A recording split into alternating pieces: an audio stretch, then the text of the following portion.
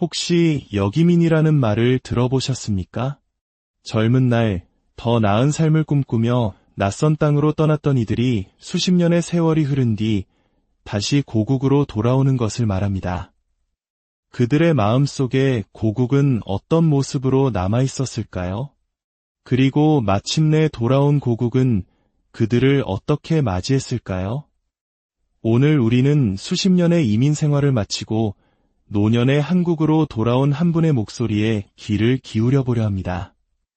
그의 이야기는 어쩌면 우리 모두가 한 번쯤 생각해 보았을 돌아갈 곳과 나의 자리에 대한 깊은 울림을 전해줄 것입니다. 오늘 이 이야기가 누군가에게 작은 위로와 공감이 된다면 소중한 이들에게 공유하여 따뜻함을 나눠주시는 것은 어떨까요? 여러분의 따뜻한 마음과 관심이 저희에겐 가장 큰 힘이 됩니다. 이제 그의 이야기에 조용히 귀 기울여 보겠습니다. 저는 올해 70이 된 30년 넘게 미국 땅에서 살다가 작년 이맘때쯤 한국으로 돌아온 사람입니다. 많은 이들이 제게 묻습니다. 왜 그 편한 미국 생활을 정리하고 갑자기 한국으로 돌아왔느냐고요. 사실 그렇게 거창하고 대단한 이유는 없었습니다. 그저 나이가 들어갈수록 사무치게 깨닫게 되는 사실이 하나 있었습니다. 바로 나는 이곳에서 영원한 이방인이구나 하는 것이었죠. 젊을 때는 먹고 살기 바빠 애써 외면했던 감정이었습니다. 하지만 은퇴를 하고 시간이 많아지자 그 감정은 파도처럼 밀려왔습니다. 은행에 가도 병원에 가도 심지어 전화 한 통을 거는 사소한 일조차 점점 부담으로 다가왔습니다. 영어는 익숙했지만 제 마음 깊은 곳의 불안까지 표현하기엔 늘 부족하게 느껴졌습니다. 오랜 친구들은 하나둘 세상을 떠나거나 멀어졌고 언제부턴가 세상에 홀로 남겨진 듯한 기분이 저를 감쌌습니다. 바쁘게 일하며 있고 지냈던 공허함이었습니다. 정서적으로 저를 단단히 붙들어줄 무언가가 절실히 필요했습니다. 그때 떠오른 것이 바로 고향이었습니다. 제가 나고 자란 옛 동네의 모습은 아닐지라도 말이 통하고 된장찌개 냄새가 구수하고 사람들의 표정만 봐도 마음을 읽을 수 있는 곳. 제 뿌리가 있는 땅, 바로 한국이었습니다. 결정적으로 현실적인 문제도 있었습니다. 제가 미국에서 받는 연금은 한 달에 $1,650, 우리 돈으로 환산하면 대략 220만 원 정도입니다. 그 돈으로 천정부지로 치솟는 미국의 집세와 보험료, 식비를 감당하기란 벅찼습니다. 월말이면 통장은 텅 비었고 마음은 늘 불안했습니다. 그래서 결심했습니다. 그래, 남은 인생은 내 고향, 한국에서 살아보자. 비행기에서 내려 인천공항에 첫 발을 내디뎠을 때 솔직히 가슴이 벅차올랐습니다. 익숙한 공기의 냄새, 온통 한글로 쓰인 간판들, 사방에서 들려오는 정겨운 우리말, 어릴 때 먹던 김밥집 간장 국물 냄새까지 모든 것이 저를 돌아왔다고 안아주는 것 같았습니다. 하지만 그 안도감은 그리 오래가지 않았습니다. 정서적으로는 고향에 돌아왔을지 몰라도 저의 일상은 마치 새로운 나라에 처음 온 이방인의 그것과 같았습니다. 가장 먼저 저를 압도한 것은 한국의 속도였습니다. 모든 것이 너무나도 빨랐습니다. 사람들은 엘리베이터 닫힌 버튼을 2번, 3번씩 눌렀고 식당에서 주문을 하면 채 5분도 되지 않아 음식이 나왔습니다. 편리했지만 그 숨막히는 속도감에 제 마음은 늘 허둥댔습니다. 말투 또한 그랬습니다. 저는 지난 30년간 영어로 생각하고 말하며 살아왔습니다. 한국어를 잊은 것은 아니었지만 제가 알던 한국어와 지금의 한국어는 사뭇 달랐습니다. 특히 요즘 젊은 사람들이 쓰는 말들은 단어의 뜻은 알아도 그 안에 담긴 미묘한 뉘앙스를 이해하기가 어려웠습니다. 편의점에서 직원이 포인트 적립하세요 라고 물었을 때 저는 순간 무슨 뜻인지 몰라 멍하니 서 있었습니다.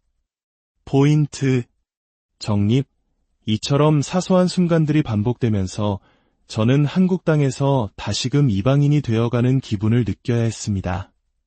그리고 또 하나, 저를 힘들게 했던 것은 바로 눈치 문화였습니다. 미국에서는 커피숍에 혼자 몇 시간을 앉아 책을 읽어도 누구 하나 신경 쓰지 않습니다. 하지만 이곳에서는 달랐습니다. 보이지 않는 시선들이 느껴졌습니다. 저 사람은 왜 혼자 저렇게 오래 앉아있지? 하는 듯한 무언의 압박감. 처음에는 그게 참 서운했습니다. 나도 이 나라 사람인데 왜 이렇게 모든 것이 낯설고 불편하게 느껴질까? 하지만 시간이 흐르면서 조금씩 깨닫게 되었습니다. 제가 떠나있던 30여 년의 세월 동안 이 나라도 정말 많이 변했다는 것을요. 그리고 그 시간 속에서 저 또한 많이 변했다는 것을요. 그래서 저는 이제 다시 적응하는 중입니다. 새로운 나라에 적응하는 것이 아니라 제가 미처 몰랐던 오늘의 한국을 새롭게 배워나가는 기분으로 말입니다. 제가 받는 연금 한 달 약 220만 원. 처음엔 그 돈이면 한국에서 나름대로 여유롭게 살 수 있을 거라 생각했습니다. 솔직히 미국의 살인적인 물가와 비교하면 모든 것이 저렴하게 느껴졌으니까요. 하지만 이 역시 막상 살아보니 전혀 다른 이야기였습니다. 먼저 월세가 생각보다 큰 부담이었습니다. 저는 일산에 보증금 3천만 원, 월세 38만 원짜리 원룸을 얻었습니다. 여기에 관리비까지 더하면 매달 45만 원이 꼬박꼬박 집세로 나갑니다. 연금의 5분의 1이 넘는 돈입니다. 식비라고 해서 혼자 산다고 적게 드는 것도 아니었습니다. 밖에서 한 끼 식사를 하면 기본이 10,000원, 커피 한 잔도 5,000원이 훌쩍 넘습니다. 지출액 자체는 미국보다 적을지 몰라도 소득 대비 지출의 비중은 별 차이가 없는 느낌이었습니다. 의료비는 더 복잡했습니다. 모두가 한국은 건강보험이 잘 되어 있어 병원 걱정은 없다고 말했습니다. 실제로 감기 같은 가벼운 질환으로 동네 병원에 가면 진료비 몇천 원에 약값까지 합쳐만 원 남짓이면 해결되니 처음엔 정말 감탄했습니다. 하지만 문제는 나이가 들면서 피할 수 없는 만성 질환들이었습니다. 고혈압, 당뇨, 관절염처럼 꾸준히 약을 먹고 정기적으로 검사를 받아야 하는 질병들은 본인 부담금이 조금씩 쌓여갔습니다. 특히 치과는 미국만큼이나 비쌌습니다. 스케일링 정도는 보험이 되지만 충치치료나 임플란트는 대부분 보험 적용이 안 되는 비급여 항목이라 수백만 원이 드는 일도 허다했습니다. 한 번은 의사의 권유로 MRI를 찍었는데 당연히 보험이 될 거라 생각했다가 40만 원에 가까운 비용이 나와 깜짝 놀란 적도 있습니다. 결국 저는 다시 계산기를 꺼내 들었습니다. 한 달 생활비를 꼼꼼히 따져보고 고정 지출을 줄이기 위해 엑셀 파일까지 만들었습니다. 이제 마트 장보기는 일주일에 한 번으로 줄이고 외식도 자제하며 커피는 집에서 직접 내려 마십니다. 돈이 많아서 편한 것이 아니라 나의 씀씀이를 정확히 알아야 비로소 마음의 여유가 생긴다는 것을 뒤늦게 깨닫고 있습니다. 한국에 오기 전 가장 큰 착각은 언어에 대한 것이었습니다. 한국어는 내 모국어이니 적어도 말 때문에 불편할 일은 없겠지. 하지만 막상 와보니 말이 통하지 않았습니다. 더 정확히 말하자면 단어는 알지만 소통이 어려웠습니다. 병원에 갔을 때 가장 당황스러웠습니다. 미국에서는 증상, 처방 같은 명확한 의학 용어에 익숙해져 있었는데 이곳에서는 의사 선생님이 이 약은 타이레놀 계열이라 보험공단으로 안 들어가요. 와 같이 친절하지만 저에게는 생소한 방식으로 설명했습니다. 무슨 말인지 몰라 몇 번이고 되물어야 했습니다. 주민센터나 은행에서도 마찬가지였습니다. 서류 양식은 너무나 복잡했고 건보공단, 기초수급자 같은 줄임말들은 도무지 그 뜻을 짐작할 수 없었습니다. 이웃들과의 대화에서도 미묘한 거리감이 느껴졌습니다. 미국에서 How are you? 는 그저 가벼운 인사말이지만 한국에서 어떻게 지내세요?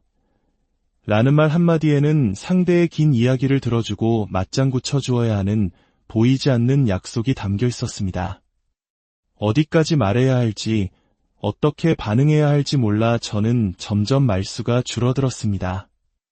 혹시나 내 말이 실수처럼 들릴까봐, 상대방을 당황하게 할까봐 저도 모르게 입을 닫게 되었습니다. 참 아이러니한 일입니다. 한국말은 할 줄 아는데 정작 한국에서는 말하기가 가장 어렵다는 사실이 말입니다. 관계를 맺는 것은 더욱 어려웠습니다. 미국에서도 외롭지 않았던 것은 아니지만 교회에 가면, 마트에 가면 늘 마주치며 인사를 나누는 얼굴들이 있었습니다. 그 작은 연결고리가 타향살이의 큰 힘이었습니다. 하지만 한국에 돌아오니 저는 완벽한 무인도에 떨어진 기분이었습니다. 이 동네에는 친구도 아는 사람도 없었습니다. 가족들은 모두 다른 지역에 살고 옆집에는 누가 사는지조차 모릅니다. 용기를 내어 노인복지관의 요가 수업이나 컴퓨터 교실에 나가보았지만 대부분 이미 오래전부터 알고 지내던 분들의 굳건한 관계 속에 제가 비집고 들어갈 틈은 없어 보였습니다. 문득 미국에서 보낸 지난 30년의 세월이 텅 빈 백지처럼 느껴졌습니다. 나는 그동안 무엇을 하며 살았나? 지금 이곳에서 나는 누구인가? 하는 근원적인 질문이 저를 괴롭혔습니다. 미국에서 온 사람이라는 꼬리표는 때로는 호기심의 대상이 되기도 했지만 동시에 은근한 거리감을 만들었습니다. 어머, 영어 잘하시겠어요. 거긴 물가가 비싸죠. 같은 말들은 반가움보다는 저와 그들 사이에 보이지 않는 벽을 치는 것처럼 느껴졌습니다. 그래도 요즘은 작은 희망을 발견하고 있습니다. 동네 도서관에서 책을 정리하는 자원봉사를 시작하면서 조금씩 아는 얼굴들이 생기고 있습니다. 날씨 이야기로 시작해 시사 문제에 대해 의견을 나누기도 하고 그러다 보면 서로 웃는 얼굴을 마주하기도 합니다. 예전처럼 깊은 관계는 아닐지라도 이곳에서 누군가 제 이름을 불러준다는 사실 하나만으로도 큰 위안을 얻습니다. 미국에서 산 시간이 35년, 한국으로 돌아온 지는 이채 1년이 조금 넘었습니다.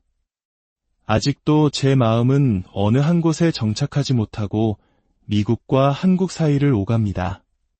미국에는 제 청춘의 기록이 있고 한국에는 제 삶의 뿌리가 있습니다. 아침에 일어나 구수한 밥냄새를 맡을 때면 한국의 정이 느껴지다가도 밤에 잠자리에 누우면 미국에서 살던 집의 낡은 소파가 아련하게 떠오릅니다. 두 나라 모두 제게는 고맙고 또 아쉬운 곳입니다. 미국에서의 삶은 익숙했지만 노후를 보내기엔 모든 것이 너무 비쌌습니다. 몸이라도 아프면 병원비 청구부터 걱정해야 하는 삶에 지쳐 있었습니다. 반면 한국은 모든 것이 빠르고 편리합니다. 지하철 한 정거장만 가도 시장과 병원이 있고 사람 사는 냄새가 납니다. 하지만 그 속도감과 관계 속의 미묘한 계산들이 때로는 저를 지치게 합니다. 그래서 요즘 저는 그저 이 경계선 위에서 살아가기로 마음먹었습니다. 미국을 완전히 잊지도 한국에 온전히 기대지도 않은 채 두세 개의 마음을 반씩 걸쳐두고 말입니다. 그리고 이제는 제가 만들어갈 새로운 노년을, 새로운 나의 자리를 생각해 봅니다. 남은 인생, 바로 여기가 내 자리다. 그렇게 마음으로 온전히 느낄 수 있는 하루가 조금씩, 아주 조금씩 늘어나기를 간절히